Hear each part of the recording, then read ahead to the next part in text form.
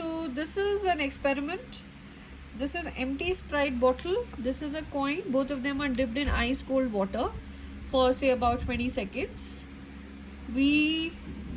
What have we done is we've cooled down the air inside the bottle. Okay.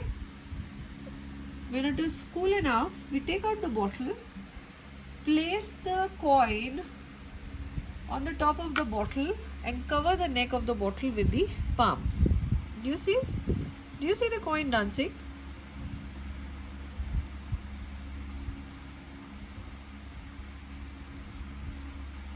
Do you see? Oh, it jumped.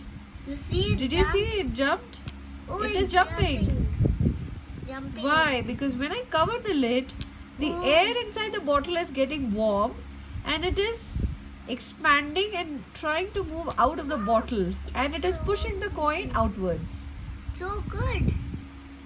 You see? Bye bye. Bye bye.